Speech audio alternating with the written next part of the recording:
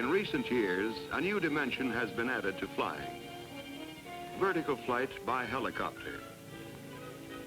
The very speed on which the plane depends can sometimes be a handicap. Only a helicopter can hover. Only a helicopter could reach this storm-bound lighthouse.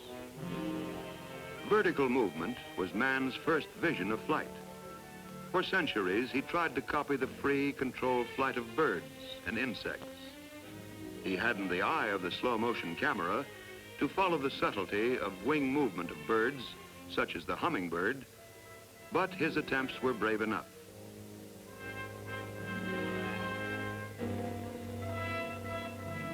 Not succeeding, he gave flight divinity and held it blasphemous to try to reach the stars. But men of vision, like Leonardo DaVinci, continued to search for a means to fly. He experimented with flapping wings and whirling wings. It was he who applied the word helix, meaning spiral, to whirling wings. Helix, combined with pteron, meaning wing, becomes helicopter. Leonardo da Vinci's whirling wing design was similar to the Chinese top, a toy whose origin is lost in early Chinese history. The top consists of a pair of wings at the head of a stick. About 2.5 centuries after Leonardo's death, an Englishman, Sir George Cayley, developed a more elaborate top on similar lines. His interest had been aroused by a model made by Launoy and Bienvenu in France. The Launoy and Bienvenu top consisted of 2 sets of wings, which rotated in opposite directions. Its unusual flight caused a sensation when demonstrated before the Academy of Sciences at Paris. By now, men had learned that if the blades of a wing or propeller are set level, they will only whirl when rotated. But if they are set at an angle and then rotated, the blades will produce lift. Cayley gave to the world the first plans for a man-carrying helicopter, the aerial carriage. His lead was followed by many others throughout the 19th century. But they all lacked a sufficiently light and powerful engine. At the end of the 19th century, men like Ponton and Forlanini were trying to adapt steam engines to aircraft, but without success. Others, notably the Wright brothers, were working on fixed-wing airplanes. The development of the gasoline engine, which utilizes an easy-to-handle fuel, made possible man's first successful full-scale flight in 1903. Had the first successful flight been achieved with a rotary wing helicopter, the history of flight might have been different.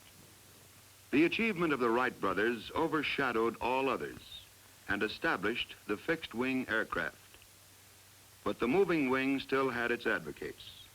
For the first 30 years of the century, they went on trying to make machines which would rise vertically into the air.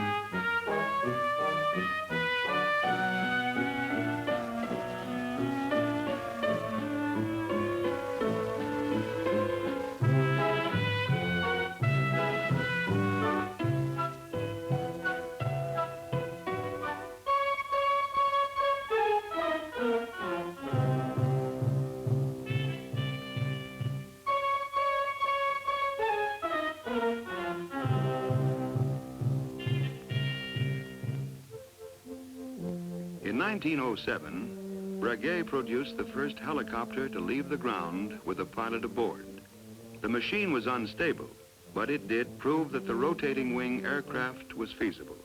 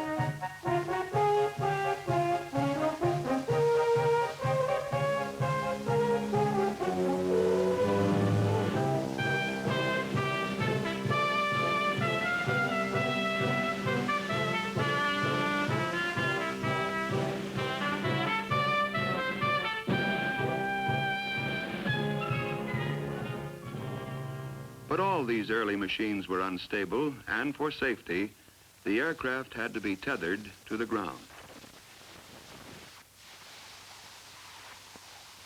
The stability of a rotary wing aircraft is particularly difficult. First, the rotation of the blades tends to make the body of the machine turn in the opposite direction. This can be counteracted either by a small vertical tail rotor driven by the same engine as the main rotor, or by two sets of main rotors revolving in opposite directions. Secondly, when the machine moves forward, one blade of the rotor is moving with the airflow, while another is moving against it. The airspeed of a blade increases as it turns towards the nose. This produces unequal lift and therefore instability. The answer to this problem was to hinge the blades so that they could flap and could also speed up or slow down relative to each other. Juan de la Cierva discovered this and so managed to smooth out much of the irregularity of lift. This solved another problem. As the blades of the rotor are no longer rigidly fixed, they are held in position only by centrifugal force. The whole structure is therefore relieved of a great deal of strain. The Cierva aircraft, like this C-19, all use this principle of the flapping blade. But they were not helicopters. They were autogyros. In an autogyro, the propeller produces forward motion, and the rotor is turned by the aerodynamic forces acting on it, and not by the engine. The autogyro was in fact an airplane on which the wings were replaced by a rotor.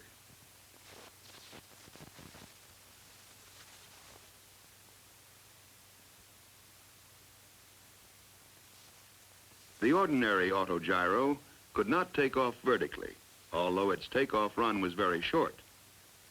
In later years, vertical takeoff was achieved in the autogyro by coupling the engine to the rotor. This principle could be used only for the takeoff. Meanwhile, work on helicopters went on. In 1930, Florine showed his machine with the new flapping blade to the public at the Brussels exhibition. In the same year, Descanio established the first world helicopter record with a flight of 8 3/4 minutes, covering 1,000 yards at a height of 59 feet. He reached a speed of about 15 miles per hour. 6 years later, in 1936, the pioneer Breguet came to the front with a much improved design in which the problems of control were tackled with considerable success. Records were established with this machine. Duration, 63 minutes.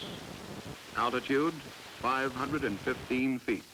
Distance, 27½ miles at a speed of 62 miles per hour. Breguet used what is today known as cyclic pitch control. This means that the angle at which a rotor blade meets the air is altered as the blade rotates with the hub. By photographing the blades in slow motion, they can be seen to rise and fall with the influence of the airflow and centrifugal forces. When the aircraft is taking off, the pilot holds the stick roughly central and the lift force is acting vertically.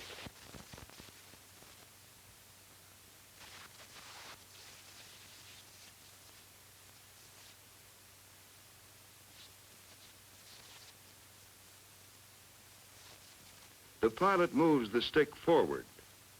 The advancing blade, furthest from the camera, decreases in pitch and flaps downwards.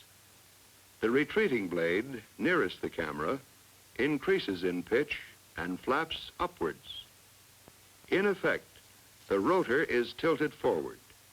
It thus becomes the means of accelerating the aircraft forward as well as the means of supporting it in the air.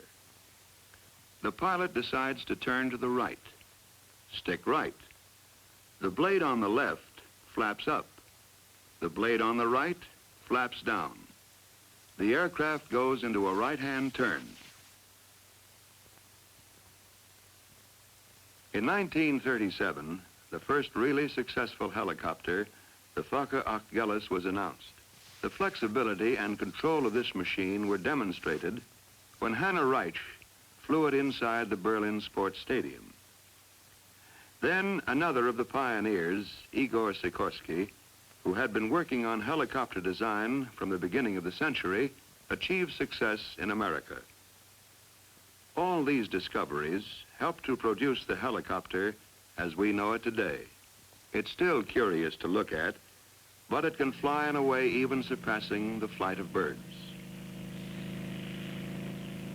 It takes off and lands vertically, hovers in the air, and even turns a full circle over the same spot. Helicopter design is constantly progressing. The precision of control is something of which D'Ascanio could only have dreamed. The British Bristol 171, a single rotor type, carries 3 passengers as well as the pilot. In contrast to the sleek lines of the Bristol is the angular body of the giant Air Horse, produced by the pioneer company started by the late Juan de la Cierva. The engine used in this helicopter is so powerful that the 3 rotors can lift a total weight of just over 8 tons. This enormous capacity at last fills a gap between the usual helicopters with their limited loads and the airplane. At the other end of this scale, the Cierva company has produced a small sister to the Air Horse, a neat-looking 2-seat personal helicopter called the Skeeter. The Ferry Company's Gyrodyne is one of the world's fastest helicopters. Here we see it traveling at 124.3 miles per hour. The Gyrodyne uses an offset propeller to counteract the torque reaction of the main rotor. This has the added advantage that the propeller gives additional thrust to drive the aircraft. In France, Louis Breguet, one of the leaders of helicopter technique, designed this 3-seater using superimposed contra-rotating rotors. A development of the pre-war German Focke-Achgelis keeping the original rotor configuration has been made by Sud West and is designed to carry 6 people. Another French company, Sud West, have developed an experimental helicopter with a rotor driven by jets at the blade tips. One of the attractions of the jet-driven helicopter is that as the driving force is at the tips of the blades, there is no torque reaction to correct, and tail rotors and such devices are not needed. Jet-driven rotors have also been developed in America. This experimental single-seater, built by the McDonnell Aircraft Corporation, is called Little Henry.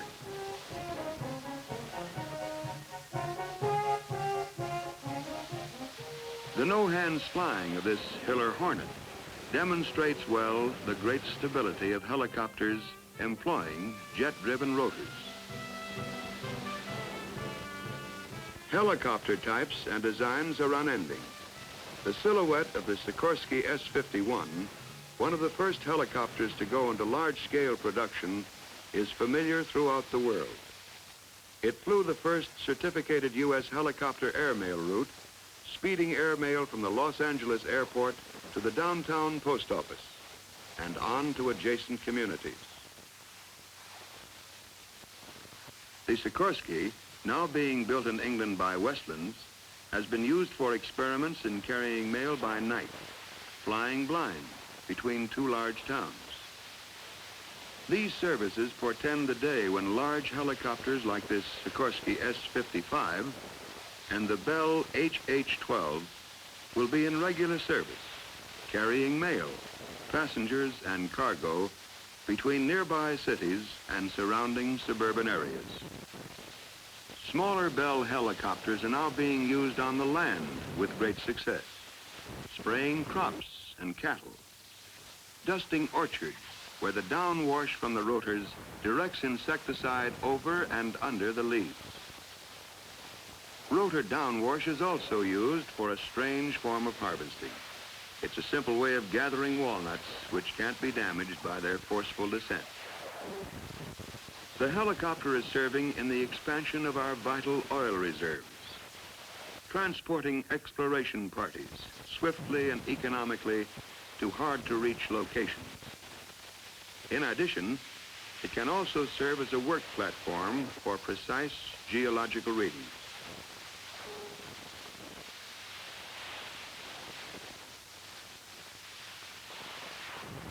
A military helicopter, the Piasecki, or flying banana, is like something out of a story by Jules Verne or H.G. Wells. The Kaman, a military trainer, employs twin intermeshing rotors. These eliminate the necessity of a tail rotor.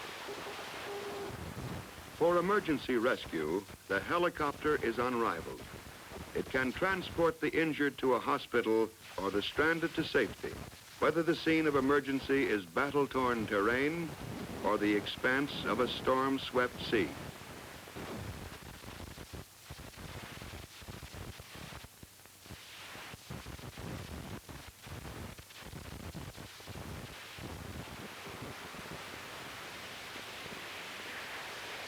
Admiral Byrd took helicopters on his 1946 Antarctic expedition for surveys more detailed than could be undertaken by a conventional aircraft.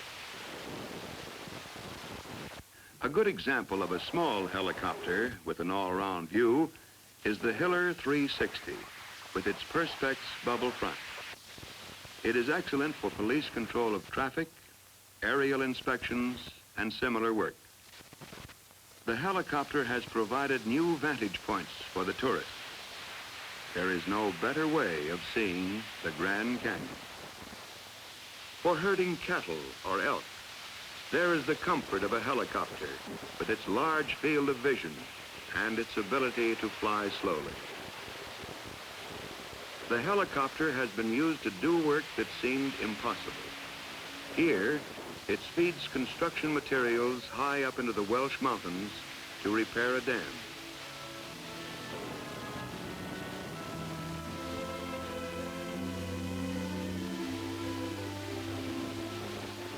Yes, the helicopter has arrived. Prehistoric to look at, but so versatile that it fills an important gap in transport. Rotary wing flight is now a reality. The helicopter is part of a fantastic future in which you and I may fly about in our own private aircraft. But we must not be led astray by a dream.